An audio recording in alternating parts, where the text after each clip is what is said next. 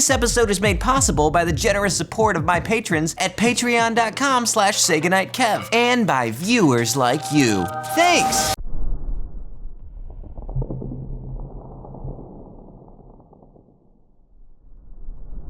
Well, put on your jerseys and get ready because it is time now for Movie Night Football. Sports!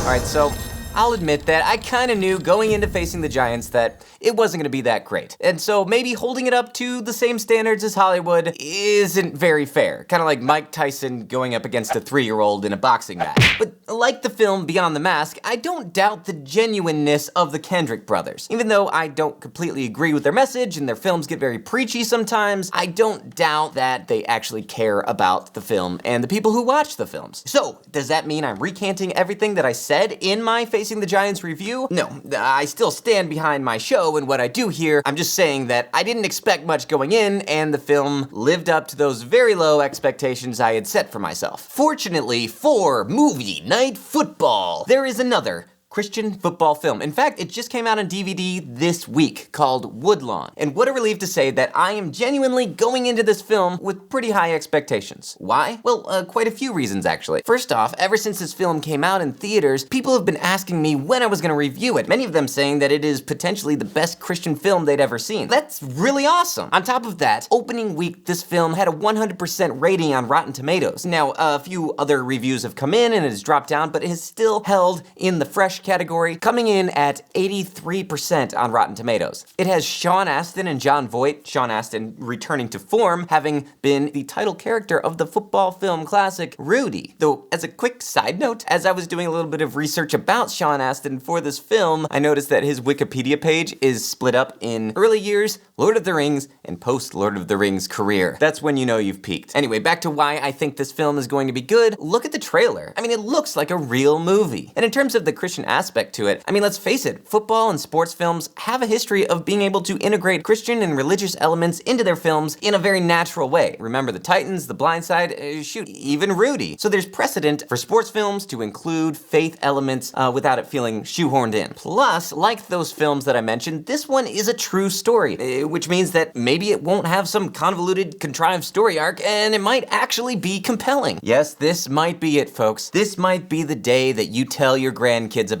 Today, we may be witnessing a film that actually meets the same standards as other films right here on Movie Night. And in football month, no less, because this film seems to have the formula for success. The key was the blockbuster, and a football movie that was a true story gave us every opportunity to do that. If you can create enough noise within our audience, then that triggers this little thing called fear of missing out, FOMO, and that allows the broader audience to say, hey, what's going on there with all the Christians? Right. And then they show up. So does this film have the FOMO appeal that we've all been looking for? Is this the Christian touchdown that the directors seem to think it is? Well, there's really only one way to find out, and that's to jump right into it. So grab your popcorn and let's downset hike our way into my review of Woodlawn. Wow, it even starts like a real movie. Whoa, I hope that doesn't mean that this is gonna be a dirty film. Oh, good. It's a pure flick. Whoa, so many logos. I guess you can't get that first Christian blockbuster without selling your soul to a studio or 8. Oh, I bet that's a sea monster. Oh, that's not the movie. Here we go. Movie!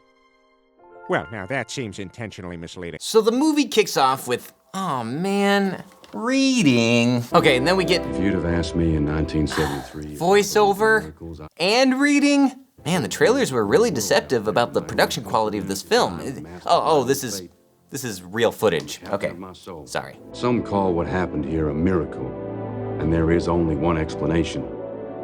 Only one way any of this could have happened. So the movie begins with real footage and interviews that depict the racial unrest in Birmingham, Alabama in the 1960s. Hey movie, don't think I'm gonna go easy on you just because the backdrop of your film is the civil rights movement. That doesn't make you any more immune to movie night than being a Christian movie does. I mean, I personally don't want movies about those subjects to be bad. Do you? I rest my case. That being said, so far the movie is looking pretty good, which isn't nearly as fun for me when putting together my movie night episode, but it is more enjoyable enjoyable to watch. I remember the sounds of bombs exploding. We get a lot of fascinating interviews that are from the 1970s that are talking about the civil rights era. Then we see a clip of George Wallace, former governor of Alabama, as he gives his now infamous 1963 inaugural address. And I say segregation now, segregation tomorrow, and segregation forever. Pretty bad guy. Alrighty, more reading. Great. So, voiceover, flashbacks, interviews, found footage, 2 different moments where I have to read. This is a lot of setup. Alright, now we get to the actual movie, I think. So we meet up with the coach of Bama. The coach is played by none other than Jon Voight, a real actor. He's been in like real movies and stuff. I mean, it takes years of experience to be able to learn to mug for the camera this much. So the coach and his team of all-white Alabama players have just lost against the fully integrated USC, and he makes the daring attempt to reach out to the Californian team. Yeah, right, high five, we won! Go! We have a visitor. Awkward. Fine game, son. Thank you, sir. Thank y'all for coming down here. Man, I wish I could understand what he was saying. So according to the entire Alabama coaching staff and Sam Cunningham himself, this incident never actually happened. But it's a nice dramatic intro to the film. Time and a place for everything. Ain't that what the good book says? I'm sure looking forward to learning more about this guy. Oh, the movie's not about him? Well, come on!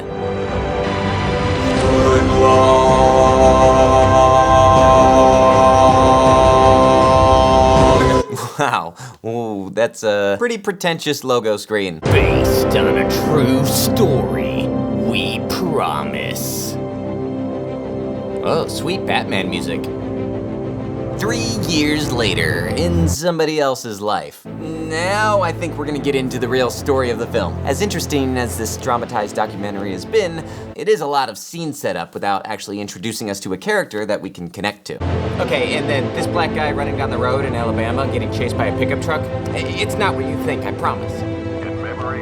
Just in case we haven't driven home the civil rights aspect of this film enough yet, here's the late Dr. Martin Luther King Jr. What murdered these 4 girls? Then we meet the coach, as you'll find out later, I'm sure. Tell your mom I'll be home late. And also, if they ever make a movie about me, make sure you write the book. And GoPro footage. Is this neo-realism?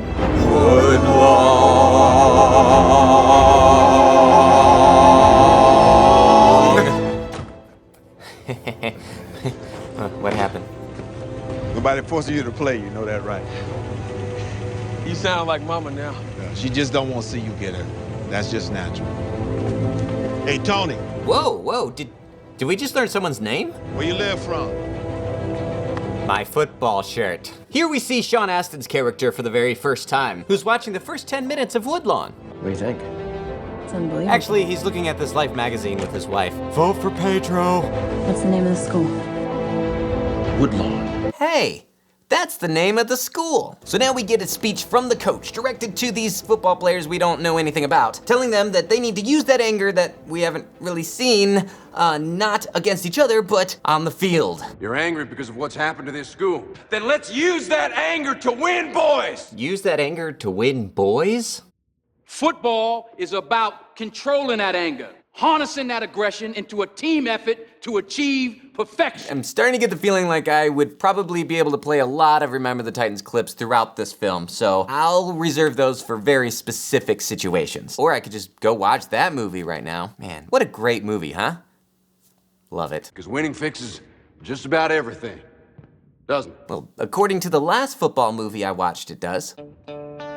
Are there any questions? Didn't Sweet Home Alabama come out in 1974? I didn't think so. Then we find ourselves on the field for football practice, where we see that the kids aren't getting along very well. Man, I'm really looking forward to getting to know the individual personalities of each of these players.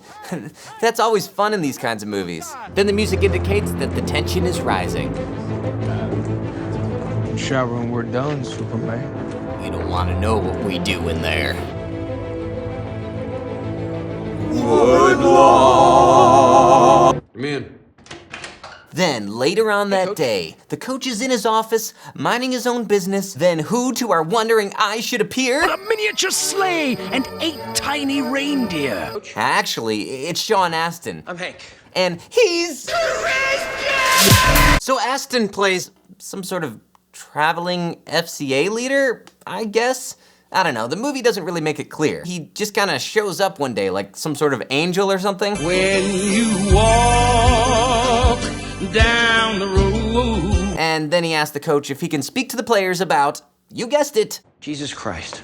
My words exactly, Sean. Oh, wow. What are you, some kind of preacher or something? I don't think these deep Southern or African-American families in the 1970s are gonna be open to your crazy Jesus religion. I mean, it's just not part of their culture. I just want to talk to him. Well, I'm sorry, Hank, but you can't. But the coach, being, what is it called?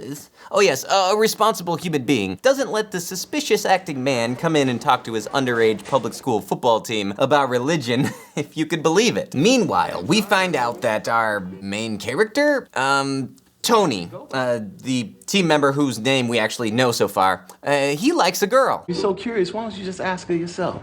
I talk. But he's too afraid to talk to her. Ah, we're really diving in deep to the pressing racial issues in Alabama in 1973, aren't we? So now that you're super invested in this character, of course, because now you know he likes girls, just like you do, unless you don't. Anyway, let's put him in a dangerous situation. Kind of. So as Tony and his friend walk outside, we're greeted by some turmoil now in progress. I mean, look, there's a fire truck, an ambulance, somebody's on a stretcher. Looks like some real action happened out here. Too bad we were too busy inside listening to Tony talk about a girl he's afraid to talk to. Things get really intense and in slow motion. You're a little too late, movie. You should have been here earlier. I think all the action, you don't need to go in slow motion. Okay, alrighty. I expect you to control your school, son! Then we cut over to this old guy who's pretty upset about the whole situation going down. What did you think was gonna happen? What's he talking for? This is not He ain't got it right choice, here. Owen, okay? And I'm not gonna Okay, so the movie doesn't really explain this very well. I guess maybe in the documentary that kicked off the film. So the tension is because of integration or desegregation. This obviously caused tension. If you saw Remember the Titans, you know what I'm talking about. So the coach finds out that his job is actually on the line if he doesn't get the kids at the school to somehow get along. If there is one more incident, you're done. That's not really the job of a football coach, is it? Fortunately, Sean Astin shows up just in time. This is what I do. I help people. And the coach, being at, a difficult place in his life, decides to go ahead and let him talk to the kids. I mean, shoot, if your job's already on the line, might as well risk some nutjob brainwashing your students, right? You know what? You have 5 minutes. You better be good. Now! Can I get an introduction? No! We don't have characters set up in this film. Guys, hey, settle down. We have a motivational These kids don't listen up. I'm gonna murder somebody. Hey, guys. My name's Hank. I'm not a coach. I'm not a teacher. I'm not a counselor. In fact, I'm legally obligated to let you guys know that I've recently moved into the neighborhood. So he starts preaching to the kids about how they need to stop fighting with each other, and if they don't get along, then things are just gonna get worse. What's going on? I said 5 minutes. He's been here for an hour. We need to wrap this up. Wow, an hour? Man, I just thought it felt like an hour. Man, what he said off camera must have been really awesome, because what he said on camera wasn't really all that inspiring. I'm asking you to choose Jesus Oh, guess he's not a Calvinist. right now. But then, just as the coach has finally had enough of this, oh, it's Joss Whedon from God's Not Dead. Oh, maybe it's that kid's father. It's all in the same PureFlix universe. The Pure-niverse. But then the whole team becomes a Christian. I gotta believe that most of these kids are already, in some way, churchgoers. Maybe they all rededicated their lives to Jesus. Well, 20 minutes into the film, and I'm really looking forward to caring about what happens to somebody, somewhere, eventually. And the coach can't believe it, in 2 ways. What just happened? I let an untrained religious nut convert the whole team. Well, when you put it that way. Is that good or bad? I don't know. But enough of that, it's time for the first football game of the season. We're still doing the Batman music then? All right, but the coach gives this non-Christian motivational speech. What a jack. I believe that we are the masters of our own fate. I honestly expect every public school coach to give a Christian motivational speech, okay? It's a Christian nation, guys. But the parents of the team members start getting restless in the stands. Sit down and shut up! Look, don't talk to my wife like that. But they're calmed down whenever the coach puts Tony in. Who surprises them all with his sweet moves, slow motion, and lens flares. Unfortunately, they don't win the game, but Sean Astin is there to give a nice little jab at facing the Giants. Maybe God is testing us. Maybe he wants to know that our commitment is real, not just to win football games. The next day, Tony decides to ride the bus instead of running to school. Looks like Sean Astin isn't the only Rudy in this film. Hey. But then, Tony gets owned by the girl that he likes. Why are you so afraid of getting hit? Because it hurts. It's too bad. Oh, snap! Fortunately, Sean Astin once again swoops in to cheer him up. What happened to your foot? Oh, when I was in college, I was working part-time during the summer at a steel mill. Accident took away half my foot and... Oh yeah, I think I remember that. I think God wants you to be a superstar. Why do these Pure Flix films always presume to know what God wants? Is it like part of your quota or something? Let's see, justify entire plot of the film by saying it's the will of God. Check. No such thing as a black superstar. Not in this state.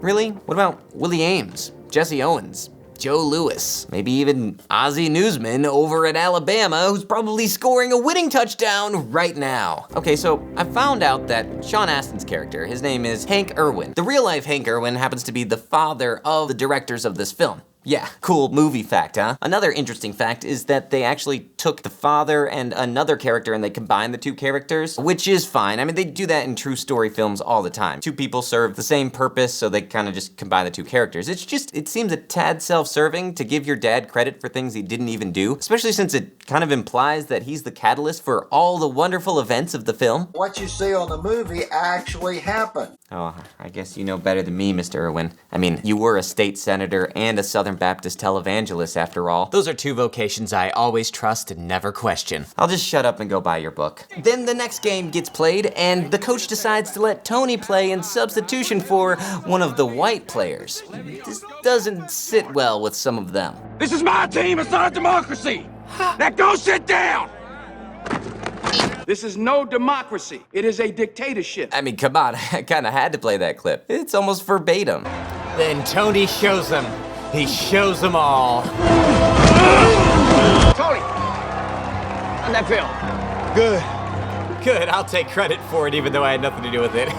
Then we go to church. You think this is a new church since he just became a Christian? So the team before practice is praying, and the coach does not like this at all. Together. Amen. Is this real? How does the whole team convert? How is it the only place in the whole city that blacks and whites get along is my football team? Why are you so cynical? Because I believe in what I can see. When did this change stuff take place? I mean, I understand that we saw them walk forward, but like we didn't really see a lot of tension and then the tension released. It's just, I hate to bring it up again, but in Remember the Titans, we saw them change over the course of half the movie. I feel like the entire storyline of Remember the Titans is happening in the other room while the cameras are in here. If you guys go watch that and then come back and you'll understand what's happening here. I just want you guys to watch Remember the Titans. I really like that movie. Hey, we're gonna win this thing. Oh, here we go. Really? We're gonna win this game.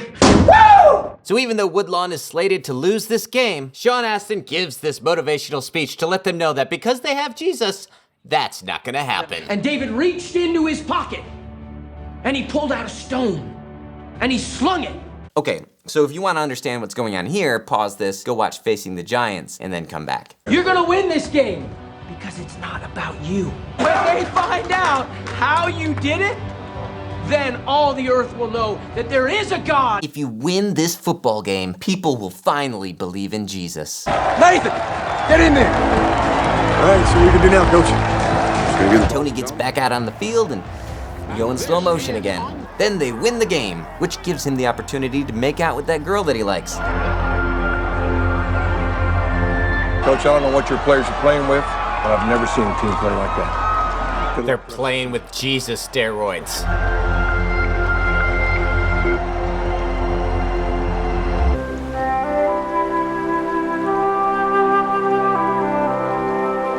So then we go to church again, where the coach shows up. Awkward. Can I say a few words, please, sir? No, we're in the middle of a church service. He addresses the congregation and lets them know that he feels bad because he hasn't done enough to help the kids get along. And he's seen them get along anyway, and he knows that that's probably because they all became Christians, and he wants that in his own life. And after the game on Friday, I went home and I prayed. I told God that I want whatever my players have. I believe and I want to be baptized.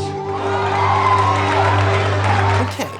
That's all well and good. Future filmmakers, take note. There's nothing wrong with including something that's deep and powerful and meaningful in your life, like your faith, in your film. But when you're including that big life-changing moment, you may see the significance of that. Even an audience that has experienced that same thing sees that significance. However, if you want people who have never experienced that sort of thing to enjoy your movie, you need to give your audience a tangible reason to see this moment as significant. Something more than just, I saw the players are getting along now. It's not a victory for them, so they're not gonna celebrate with you. You gotta give them an outward believable change in the character that affects more than just the character themselves. I mean, with this guy, other than him not agreeing with the faith of the rest of the players, he doesn't seem like that bad of a guy.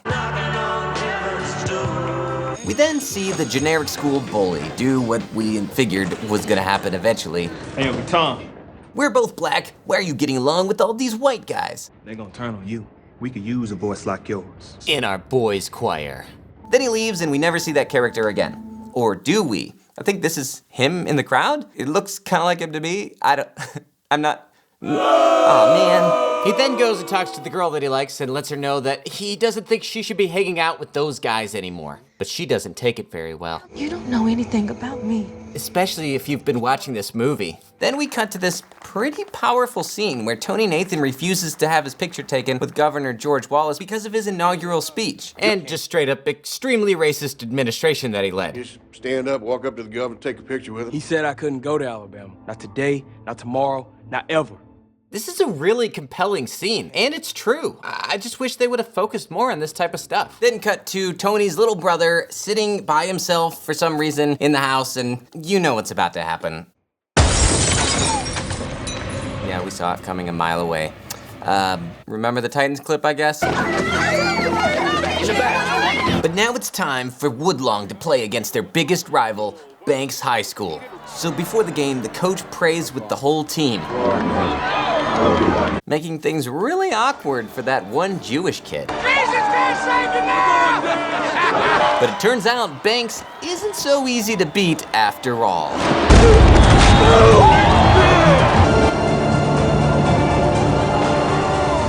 Oh, shoot. So they lose that game, but it's okay, don't worry. Then they steal the freakout scene from 42.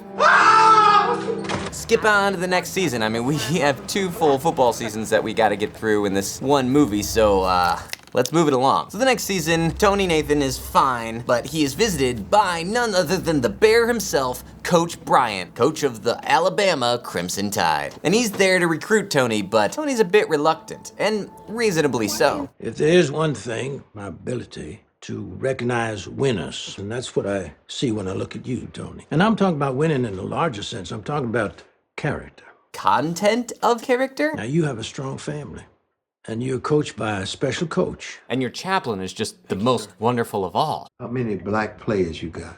Not nearly enough. So why do you see that changing? Because it's time. So Tony's conflicted, but his dad comes and tells him that, hey, you need to love your enemies. So inspired by what his dad said and some other people, he decides, you know what, you're right, I should love my enemies, which leads him to do something pretty unprecedented. Tony, as an example to the community and a display of sportsmanship, reaches out to the rival school, Banks High School, and they decide to practice together for the upcoming season. See, now that's really awesome. There's a true Christian part that doesn't feel forced. It's real change in someone's life. That is until it gets ruined by this next scene. Seriously, this is really weird, because the movie makes it seem then that it's Hank's idea. I want you to do something it's never been done before, at least not to my knowledge. Whose idea was it? I guess we'll never know. I mean, of course, we do know that what you see on the movie actually happened. Also, the coach of Banks has become a Christian, but he's acting really suspicious about it. Next thing you know, I'm the first one walking down the aisle, crying like a child. You gotta see it with your own eyes. Unbelievable. I'm glad that's over. We are gonna do camp a little different this year. Isn't this the song from Remember the Titans? Am I being pranked here? What's going on? Now, these two rival high schools and their main players have really captivated the nation. And the cool thing about it is they both get along really well, and they have this mutual respect for each other. I think Tony Nathan's the best running back in the country. What do you say to those calling it Nathan versus Rutledge? Just two great teams. Gonna be a great game. See, this part of the movie is really cool. I'm really enjoying it. I like this dynamic. Did you actually read through this? Why is he reading a newspaper from 1973 when it's 1974? It is amazing to see. It is. But this is a public high school. And with that one line, I guess it reminded the movie makers that, oh right, this is a Pure Flix film. I guess we better throw in a bad guy and make the audience feel like even in 1974 in the Deep South, Christians were victims. Because that's who was being mistreated in Alabama in 1974. What is this? It's a prayer meeting. Prayer meeting? It's spreading all over the school. This is what happens when God shows up. Now, in real life, this guy was actually the chaplain of the football team. I don't get it. Am I missing something here? Why would a school allow there to be an official team chaplain and also hate Christianity? It's just not adding up. Then the movie becomes full-on God's Not Dead 1.5. Did you have an evangelist of some sort speak to the team this year? Last year, did you recite the Lord's Prayer before and after each game? Yes, we did. Coach, are you aware of the U.S. Supreme Court ruling on this issue? Because you're in clear violation of it. And whether you like it or not, you are breaking the law. See, I think this has more to do with the color of my tailback than God. That's right. If you don't support a state-sponsored religion, you're a racist. Sorry to everyone who just now realized that their favorite DC Talk song was originally a stoner song from the 70s. So then they play the game like true Christians. Auburn. Don't let anybody in. They even got Francesca Ballesteros to travel back in time to sing the national anthem. Pray for us, Hank. Really?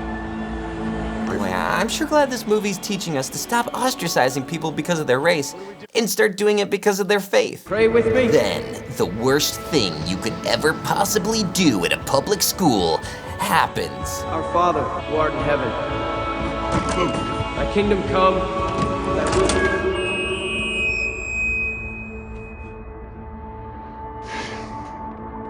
But lo and behold, despite the fact that they're trying to make you feel like the Christians are the persecuted minority here, what? The whole stadium is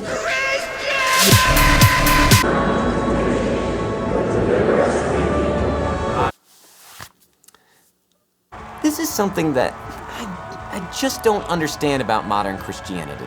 I almost feel like it's a product of the entire modern generation, and that's this mix-up between freedom and free stuff. If you don't like the way the government is running the public schools, why did you give the power to educate to the government in the first place? You don't want the responsibility anymore, but the trade-off is that you've given that responsibility to someone else. This isn't a wonderful thing. We don't want a state-sponsored religion. We want freedom to worship. We don't want the government forcing people to worship. And if you don't believe that a state-sponsored religion is dangerous, open up a history book. The law doesn't say that you can't teach about your faith. It just says you can't do it at government schools. That's because the government has to be fair and all that crap, which is why the government probably shouldn't be in charge of things like education or healthcare or marriage or charity. Because they're such personal things that we probably want to live in a society where we have the opportunity to choose which version of these things that we want. I mean, Saul of Tarsus didn't keep working as a Pharisee for the government after he became a Christian. Anyway, so they play the game. It goes great, hooray,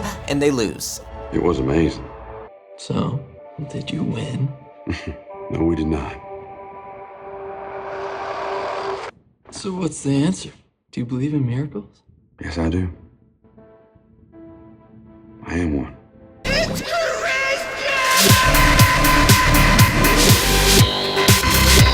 We're not alone.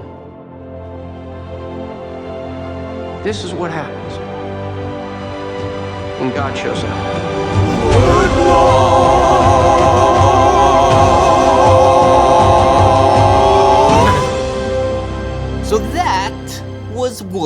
on.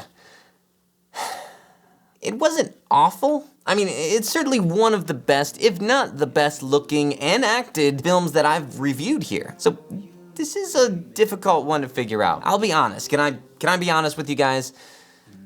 The film made me uncomfortable, and at first I couldn't quite put my finger on it. And I worry, have I just become so cynical from doing this show that I can't see a good movie when it's right in front of me? I mean, there were some good scenes that I genuinely enjoyed, but I just got the feeling like I was being played. I mean, it is a biopic. I'm kind of a sucker for those. It's also a football film, and it's about a very hot button issue. It's almost like this movie was engineered for you to like. Kind of scares me. I know it's based on a true story, and it can't be denied that there really was persecution going on at this time, but not necessarily for the Christians. It was a race issue. See, and that's kind of where I realized I was bothered by this film. Remember way back, like a year ago, I reviewed the film God's Not Dead. I said something like this. They got a bunch of Christians to mistake promoting this movie as promoting their faith. And they got a lot of people to stand behind a bad movie just because it said stuff that they agree with. And I can't help but feel like this movie is doing the same type of thing, but with the civil rights movement. And I don't like that at all. There's also things in this movie that I straight up do not believe. But how can I say that? I mean, it's a true story, right? Well, kinda. I know I referenced Remember the Titans quite a bit in this review. I really like that film. And if you look at the actual true story behind that film, you'll find that they changed a lot. I mean, that movie's more inspired by true events than it is based on a true story. I'm not sure where the line is for that, but it's walking it. A good story is all about how you present the characters and what you choose to keep in and what you choose to leave out. But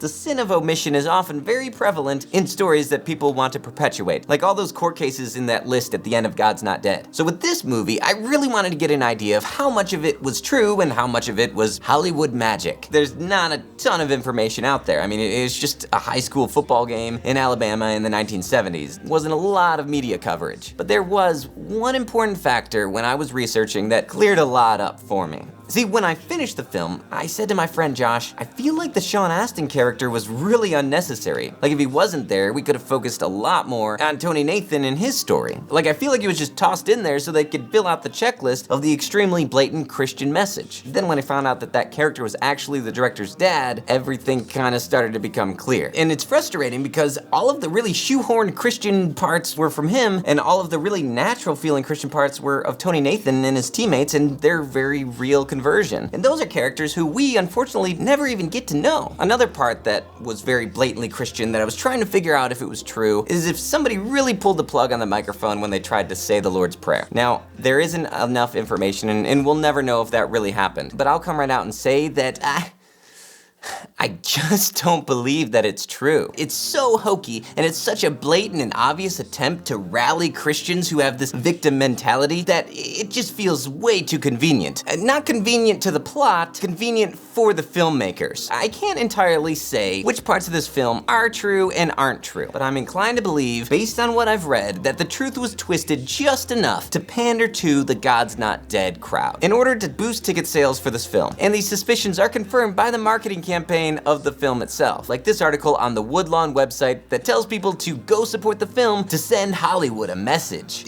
This concept of the entire Christian film industry and possibly Christianity itself contingent on you giving this film money. That is wrong. I hate whenever a filmmaker tells you to shut down your mind and open up your wallet. This made most evident by the inclusion of this religious persecution aspect of the film, when the focus of the film was supposed to be on these two great players who were Christians, and the way that the football team brought this town together to look past racial differences. Honestly, I really wanted to like this movie. I wanted to give it a great review, but when you look at the mixed messages that the film is projecting and compare it to other high school football films like Remember the Titans or Friday Night Lights, this film just falls short. The script and the characters are both horrifically underdeveloped, and unfortunately, I think a lot of this is thanks to the blatant audience pandering rather than focusing on just telling a good story. A good story that I think is probably here, but for whatever reason, these filmmakers aren't interested in telling it. Anyway, that's all I gotta say. Thank you so much for joining me for Movie Night Football this month. It's been a blast. It's been a lot of fun watching these films, even if I didn't find the best Christian football film that I ever wanted to find. If you guys like this, let me know in the comments below, and I will try to do it again next year. I'm Kevin, holding Christian movies up to the same standard as other films.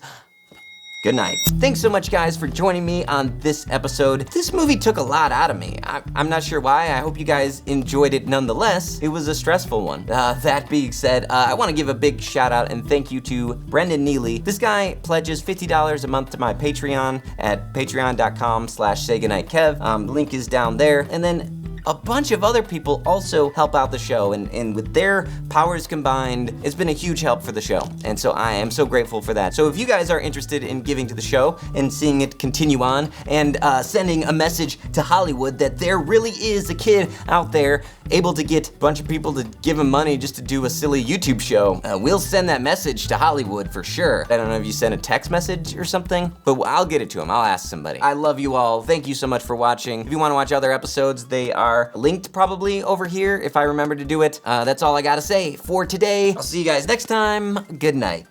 This is my team. It's not a democracy. Now go sit down.